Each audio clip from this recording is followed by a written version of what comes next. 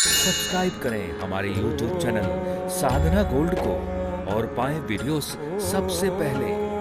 Bell icon दबाना ना भूलें। विनम्र निवेदन हाथ जोड़ के करता हूं, चाहे ऑडियो में लगाओ, लेकिन घर में आधा एक घंटा मानस की चौपाइयां जरूर गूंजनी चाहिए।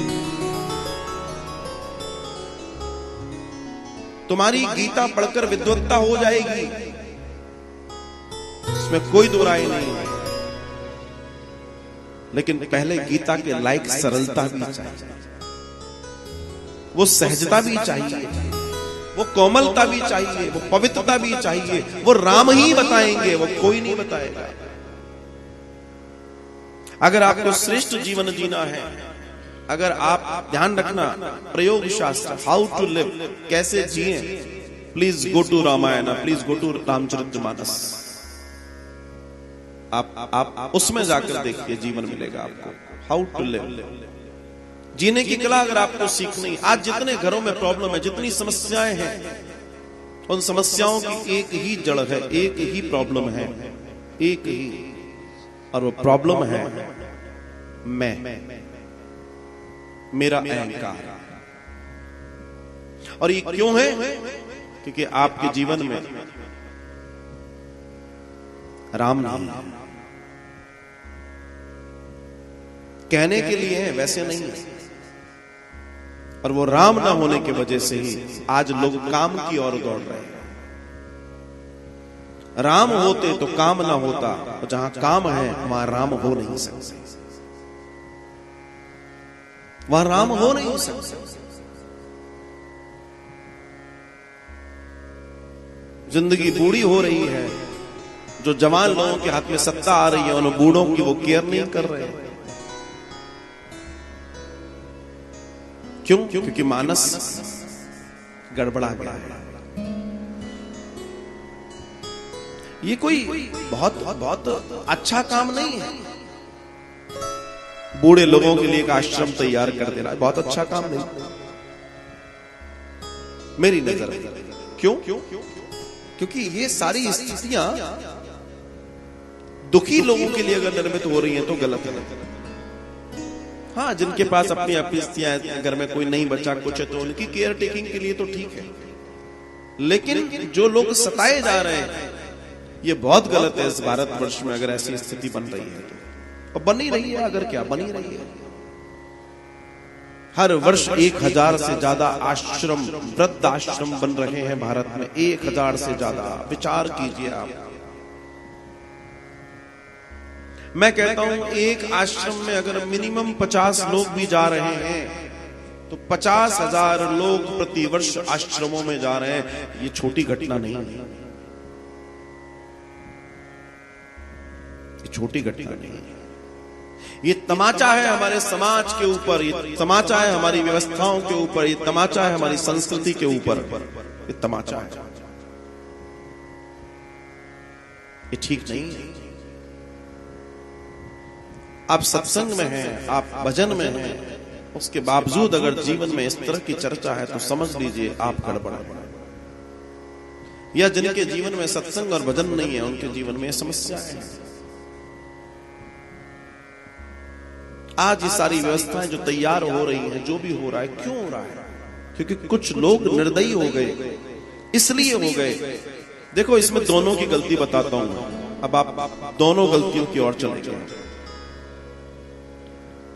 पहली गलती आती है, अच्छा, गलती को ऐसे मत लेना 100% ऊपर, हमेशा इसमें कि व्यवहारिकता बनी होती है। मैं बहुमत की बात कर रहा था। बच्चे को पढ़ाया, बच्चे को लिखाया, बच्चे के लिए स्कूल, बच्चे के लिए इंग्लिश स्कूल, बच्चे के लिए बड़ी ट्यूशन, सब कुछ करवाया, लेकिन कभी आपने अपने बच्चे को आधे घंटे बैठ के मानस नहीं पढ़ाई। कभी आपने आधे घंटे बैठ के मानस नहीं पढ़ाई। बताइए, पढ़ाई तो पढ़ाई, क्योंकि आपने खुद नहीं पढ़ी। और इन दोनों ही स्थितियों में, परिस्थितियों में, आपने उसको कमाने लायक तो बना दिया, आपने उसको अच्छा साहब तो बना दिया, लेकिन एक अच्छा इंसान बनाने के लिए आपने उसको कुछ नहीं पढ़ाया। वो एक नेक इंसान बन सके, उसके लिए उसके अंदर इंसानियत अंदर आए, उसके लिए आपने ना उसको मानस पढ़ाई, ना उसको गीता पढ़ाई, ना उसको ग्रंथ पढ़ाए, ना कुछ नहीं पढ़ाया, क्योंकि आपने भी पढ़ना बंद कर दिए थे। और आज जब वो सिर्फ पैसा कमाने की मशीन बन गया, जब आप आज वो लेविश लाइफ को जो सपने दिखाए गए थे, तुमने भी तो वही सपने दिखाए थे, बेटा अच्छी नौकरी लग जाएगी, अच्छी शादी हो जाएगी, अच्छा मकान बन जाएगा, अच्छी कार आ जाएगी, अच्छा ये हो जाएगा, सब अच्छा अच्छा हो गया, तो तुम फिर उसको बुरे लगोगे ही लगोगे। इसमें प्रॉब्लम क्या है? उसके जीवन में अच्छाई, तुमने अच्छाई दिखाई, मेटेरियलिस्टिक चीजें, दुनिया भर की चीजों को तुमने अच्छा दिखा दिया, जबकि असल में ये अच्छा नहीं है। अगर यही अच्छा होता तो फिर दुनिया दुखी क्यों होती? जिनके पास आज अरबों खरबों भी हैं, उनके जीवन में भी दुख है। अगर पैसा ही सब कुछ होता तो दुख क्यों होता? क्यों होता? विचार करके देखिएगा। तुमने सभी चीजों की पढ़ाई करवाई अपनी औलादों को, अपने बच्चों को, खुद ने भी की, लेकिन कभी तुमने सत्संग की पढ़ाई नहीं करी, कभी तुमने मानस नहीं पढ़ा, कभी तुमने रामायण के चौपाइयों पे दिमाग नहीं लगाया। और जब तक दिमाग लगाते रहे कुटुंब के लोग, जब तक वो व्यवस्थाएं थी, तब तक लोग घरों में कुटुंब के रूप में रह रहे थे। और जब से मानस पढ़ना बंद हो गया, धर्म कर्म होना बंद हो गया, लोग टूटने लगे। और आज 2-3-4 कमरे का फ्लैट, उसमें 2 लोग, उसमें से भी 2 उड़ जाते हैं विदेश। लो, अब उसके बाद क्या बचा? कुछ नहीं। तुमने अपने लाइफ स्टाइल समझ लिया इस चीज को, लेकिन ये लाइफ स्टाइल नहीं है, ये तुम्हारी बदहाली है। पैसा होना कोई बहुत बड़ी बात नहीं है, सुख होना बड़ी बात है, संतोष होना बड़ी बात है। ये तुम्हारी बदहाली है, और इस बदहाली का परिणाम तुमको भोगना पड़ रहा है। तुमने सपने दिखाए अपने बच्चों को कि बेटा हमारे ऑफिस में फला फला है, उनका बेटा तो अब अब्रॉड चला गया नौकरी करने, तुम यहाँ क्या कर रहे हो? नहीं मैं ठीक हूँ। अरे ये कोई बात है? हम लोगों को वहां ऑफिस में बैठना पड़ता है, जब हम लोग बैठते हैं तो चर्चा होती है, अच्छा नहीं लगता बेटा। तो बच्चे के अंदर बीज बो दिया गया, तुझे भी उड़ना है, अब्रॉड जाना है नौकरी करने। और वो बच्चा फिर वही करने लगा। और जब वो वहां चला गया, वहां सब कुछ ठीक ठीक हो गया, बढ़िया खाना पीना रहना सब कुछ हो गया। और जब तुम बूढ़े होने लगे, जब तुम रिटायर होने लगे, जब तुम्हें लगता है अब क्या करें, बेटा आजा। क्यों आ जाए भाई? मजाक है क्या? मजाक है कि बेटा तू आजा? क्यों आ जाए? जब उस व्यक्ति को अपनी जिंदगी के पैर जमाने थे, उसने जमा लिए, या तो वो यहां जमाता या तो वहां जमाता, वो अपनी जिंदगी बर्बाद करे तुम्हारे लिए आकर। उसकी दृष्टि से बात कर रहा हूं मैं। उसका कैरियर कहां खड़ा होगा? यहां आकर उसको नौकरी मिलेगी नहीं मिलेगी, जो उसने इतनी मेहनत वहां की है, क्या होगा क्या नहीं होगा? अपने स्वार्थ के लिए तुमने उस समय उसको धक्का दिया, वो उड़ गया, अब तुम कह रहे हो वापस आजा। क्यों? किस लिए? एक दर्शन, दूसरा दर्शन, माता पिता ने तुम्हें पढ़ाया लिखाया, सब करा, तुम इस लायक हो गए कि पूरी दुनिया में तुम काम कर रहे हो। तुमने बड़े बड़े देशों में अपना काम किया, नौकरियां की, वहां पहुंच गए। और तुम्हारे माता पिता अगर भारत में किसी कोने में, किसी शहर में, किसी गांव में रह रहे हैं, तो तुम्हारा इतनी ऊंचाई को छूना किसी मतलब का नहीं है, जब तक तुम्हारे माता पिता तंग है। तुम वहां महल बना लोगे, मगर उस महल किस काम के जिसके अंदर तुम्हारे माता पिता का आशीर्वाद ना हो। ऐसे महल किसी मतलब के नहीं हो। उससे अच्छा कि तुम छोड़कर अपने अंत में अपने माता पिता को तुमने सेवा नहीं दे पाई, तो तुमने जीवन में क्या किया? बड़ी बड़ी कोठियां, बड़े बड़े महल बनाने से कोई अमीर नहीं हो जाता, कोई अमीर नहीं हो जाता। आज की तारीख में तो समस्या यह है कि और भाई कैसे हैं? ठीक है। और माता जी बता, हाँ वो हमारे साथ ही रहते हैं। अब शर्म आनी चाहिए तुमको भाई। वो तुम्हारे साथ रहते हैं कि तुम उनके साथ रहते हो?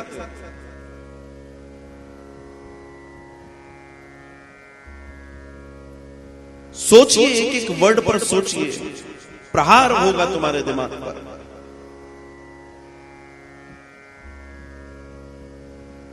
और ये सब हो रहा है अपने धर्म ग्रंथों से दूर जाने का। लोगों ने इतना प्रोपेगेंडा फैला दिया, इतना प्रचार कर दिया, अरे ये सब बेकार की चीजें हैं, क्योंकि अगर ये बेकार साबित हो जाएंगे तो उनके मंसूबे पूरे हो जाएंगे।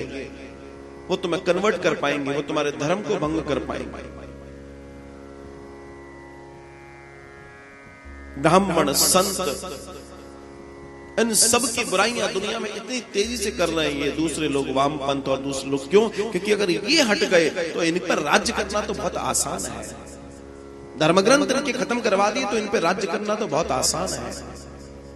और आज के युवा में, आज के लोगों में सबसे बड़ी जो महामारी है वो ये है कि वो अपने धर्मग्रंथ की न सुन के दुनिया की सुनने को, लेकिन अपने धर्मग्रंथ की सुनने को तैयार नहीं।